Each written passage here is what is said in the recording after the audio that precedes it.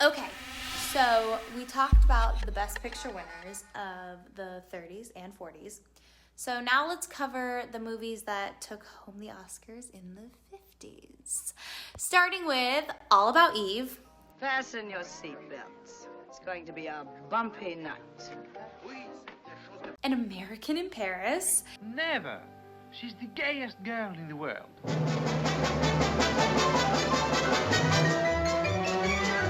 The Greatest Show on Earth. The rat catcher, Mr. Henderson. What? You know, great rats, small rats, lean rats, brawny rats, brown rats, black rats, gray rats, tawny rats. From Here to Eternity. Only the tailgate opened up about a mile back, and I fell out in the road. He should see me bounce. On the Waterfront. All right, let's go to work.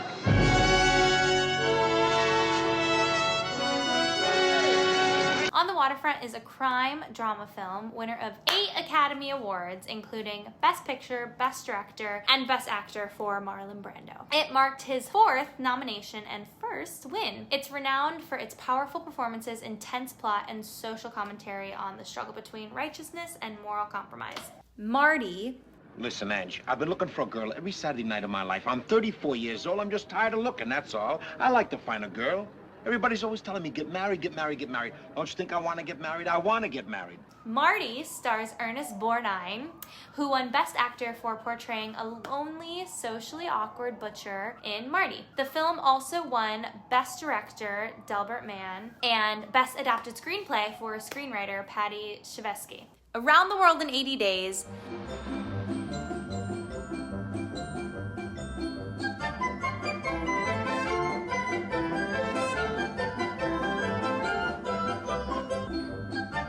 It's an adaptation of the novel by the French writer Jules Verne, published in 1873. In the story, Phileas Fogg of London and his newly employed French valet, Passepartout, attempt to circumnavigate the world in 80 days on a 20,000-pound wager. It was remade in 2004 with Steve Coogan and Jackie Chan, and an animated version then later in 2021, as well as a television series starring David Tennant, but none received the accolades that the first film version did. The bridge on the River Kwai.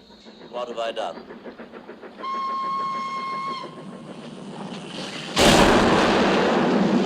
The screenplay, based on the novel by Pierre Boulet, is beautifully structured, building to an explosive climax. It won Best Adapted Screenplay, however, the writers didn't win. So in 1957, the Academy had written a new bylaw. No person who admitted he was a communist or refused to answer before any duly constituted federal legislative committee would be eligible for an Oscar. So screenwriter Carl Foreman was summoned to appear before the House Un-American Activities Committee.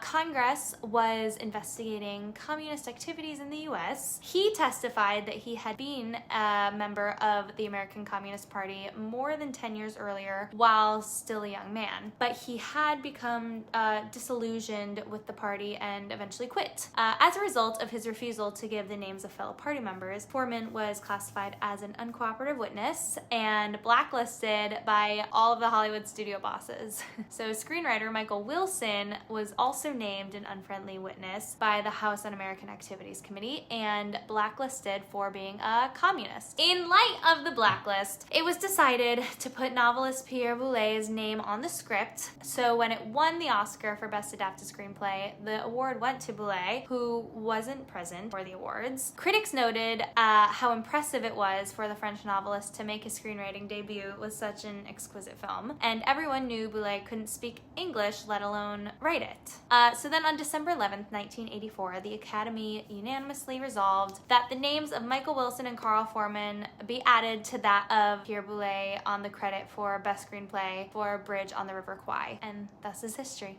Gigi. You're from another planet. Get on with your work.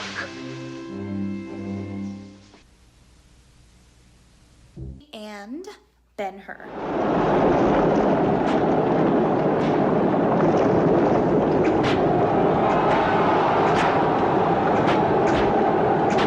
Cameras began rolling rolling in May 1958. The shoot took 9 months with another 6 months of post-production. The film premiered on November 18th, 1959, almost 7 years after it was first announced. So let's do some Ben-Hur facts you might not know. So 5 weeks were spent creating the chariot race. It required 15,000 extras on a set constructed by 18 acres of backlot at Cincetta Studios outside Rome. Heston and Boyd spent weeks training to steer the 4-horse chariot teams. In most of the shots, that's really the 2 stars at their reins, and in Roman summer heat, which is very hot, the horses could compete only about 8 laps per day. It gets really hot in Rome. Like really hot. I was there in June once and it was scorching. There were 365 speaking roles. That's a lot. Production design included 1 million props, 100,000 costumes, and 300 sets that were built out of 1 million pounds of plaster and 40,000 cubic feet of lumber. It's a lot.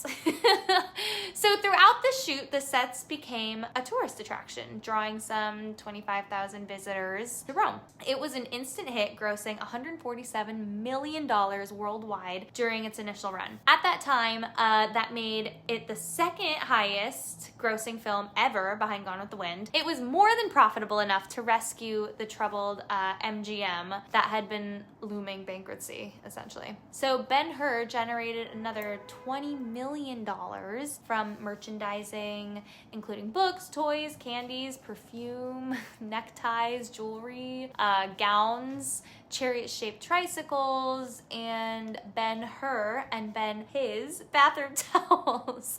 If you don't have some, get some.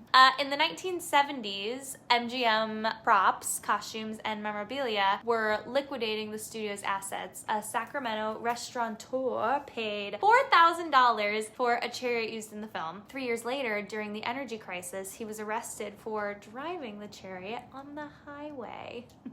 So both On the Waterfront and The Bridge on the River Kwai were produced by Sam Spiegl. Spiegl had a period of spectacular success as a producer, starting with The African Queen in 1951. Will you grant us a last request? What is it? Marry us.